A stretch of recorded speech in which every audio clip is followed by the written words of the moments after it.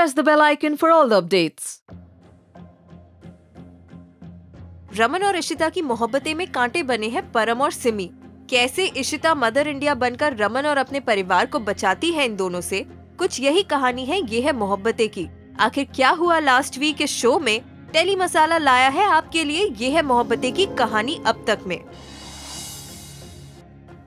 इशिमा रूही को हिम्मत देती है निखिल के खिलाफ पुलिस कंप्लेन करने की। जब निखिल रूही के सामने आता है तो इशिमा रूही को उससे मारने के लिए कहती है। सिमी ये देखकर मौके का फायदा उठाती है और रमन को बुलाती है। उसे लगता है कि ये सब तमाशा देखकर रमन इशिता को गुस्सा करेंगे, पर उसका पासा गलत पड़ता है और रमन को निखिल की सारी सच्चाई पता चल जाती है कि निखिल ने उसके साथ जबरदस्ती करने की कोशिश की थी। ये सुनकर रमन तुरंत पुलिस को बुलाकर निखिल को अरेस्ट करवा लेता है।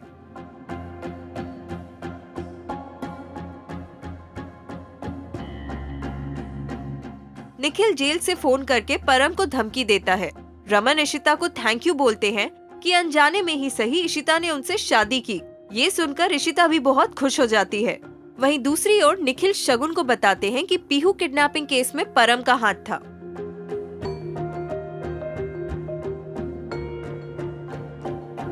रमन सिमी और परम के लिए नया घर खरीद लेता है और उन दोनों को इस नए घर में शिफ्ट होने को कहता है ताकि इशिता और सिमी के बीच के रोज रोज के झगड़े खत्म हो जाएं।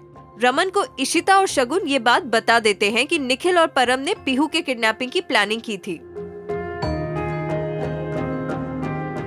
परम को रंगे हाथ पकड़ते हैं रमन और इशिता जब परम हॉस्पिटल में निखिल को जान से मारने की कोशिश करते हैं। निखिल कोमा में चला जाता है जिसकी वजह से वो परम के खिलाफ बयान नहीं दे सकता।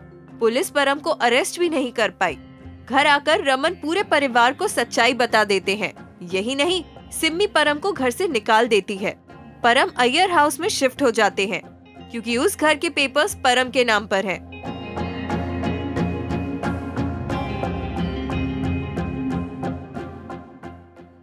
अय्यर हाउस पर कब्जा कर लेते हैं परम, जिसकी वजह से इशिता परेशान हो जाती है। अपने परिवार को तकलीफ में देखकर इशिता को पता ही नहीं चलता कि वो आखिर कैसे बचाए उन सबको परम से। रमन इशिता को सहारा देते हैं।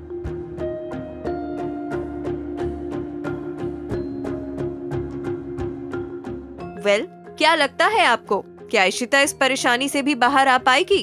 अपने लाइक्स और कमेंट्स के जरिए हमें जरूर बताएं।